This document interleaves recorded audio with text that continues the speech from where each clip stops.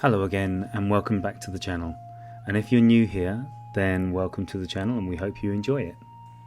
So today we're going to be talking about the obligations and responsibilities of both teachers and students. When it comes to any subject matter that can be taught, we have a division of duties into teachers and students.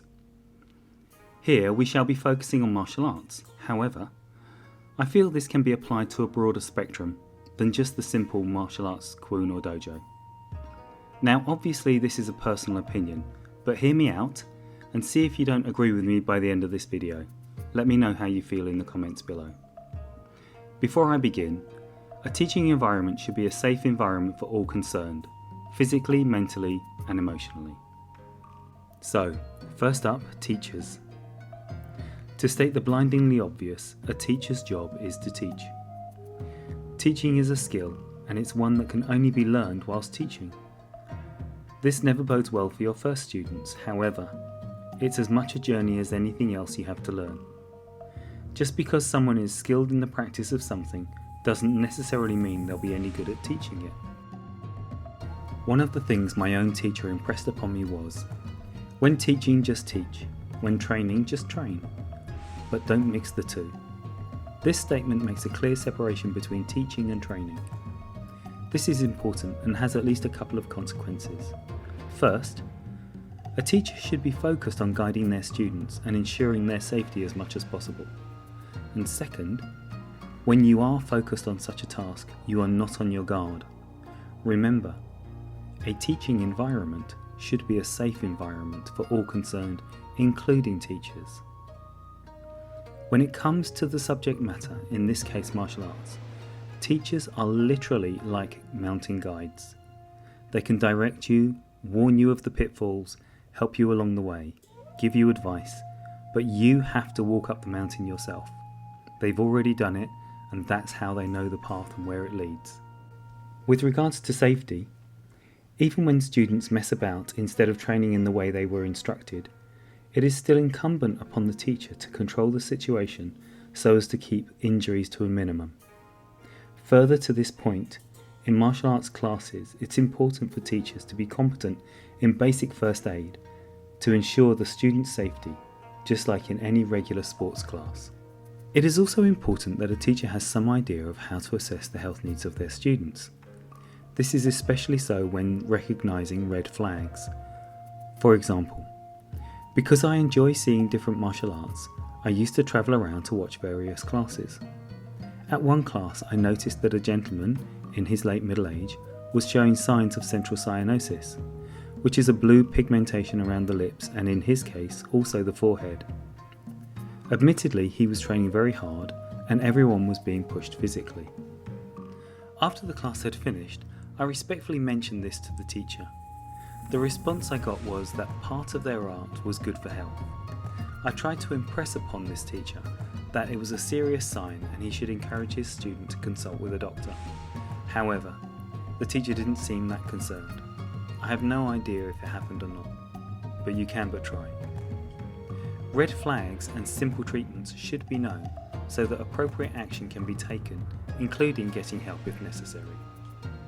Because people of various ages, and often those of the elder generation, take up Tai Chi Chuan, it is a wise idea for such potential students to discuss it with their doctor first. This is still relevant for people over 30 and those who are obviously unfit or those with a history of ill health.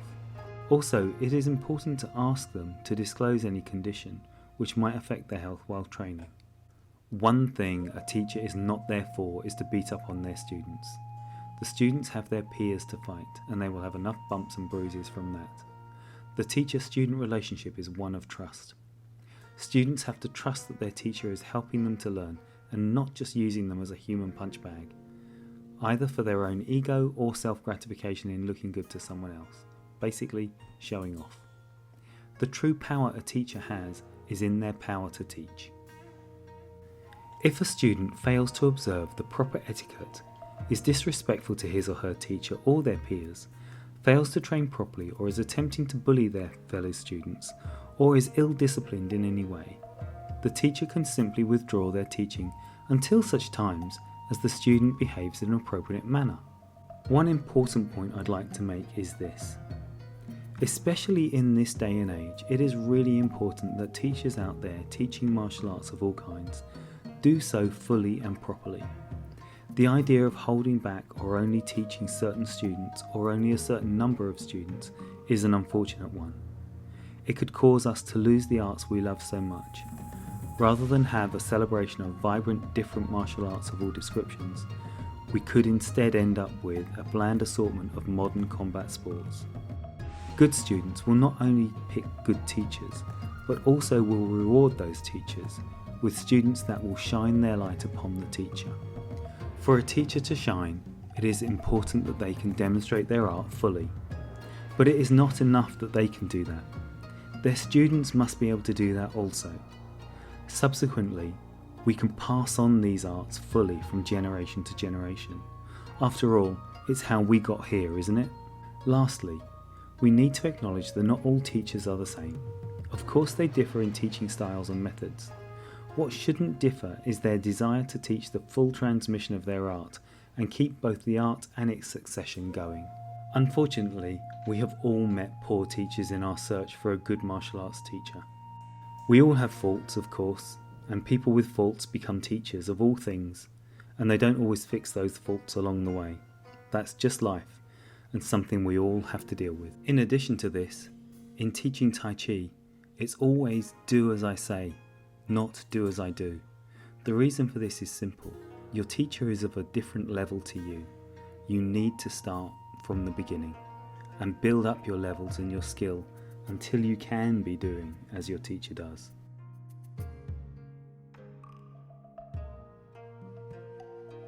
Next up, students.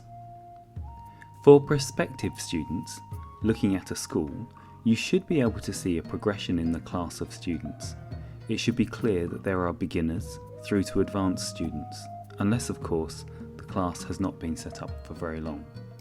When joining a class, it is important to let the sifu, or teacher, know if there is any health issues or possible complications with any of the instructions your teacher might be giving you. Basically, if they are unaware of your limitations due to some mitigating factor, they can't help to protect you. A student's path is much like going from kindergarten to university. You start by being spoon-fed and eventually you can research and study by yourself. Try to follow the training advice given to you by your teacher. Questions are fine, but understand that some questions require answers that might confuse rather than give clarity. In time, such questions will either be answered or the understanding will reveal itself. Remember, curiosity is really a bad thing, but it has to be tempered by trust. Trust that your teacher is teaching you correctly and follow the training advice given. As you move through the different levels of training, it will become apparent if you're being taught correctly or not. At beginner, elementary and even intermediate level, it is best not to deviate from what you've been shown. You will either begin to develop skill or you will not.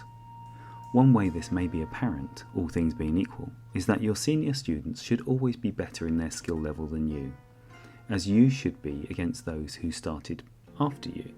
At advanced levels, while still listening to the teachings and advice given to you by your teacher, you're also beginning to research for yourself. It's expected that you are beginning to branch out a little. However, always refer back to your teacher to make sure your research isn't leading you down a blind alley. Always listen to them and be guided by them. One way of researching is through books, which brings me to reading. Books contain a wealth of knowledge on probably every subject known to humankind. This is fabulous, but it has its drawbacks and limitations. Books can never replace a living teacher. At best, they are a supplement to your understanding and knowledge, mostly once you have passed the level you are reading about. The problem is, firstly, despite the credentials of the author, there is no guarantee that they have imparted that knowledge into the book. And secondly, because of the nature of physical arts, just reading about something can neither teach you exactly how to do it, nor can it allow for the experience to reveal aspects that can't be discussed beforehand. It's difficult to give an example to this last point, however. Think about it like this. Because the mind is such a powerful tool, it can imagine the existence of something when it's not really there.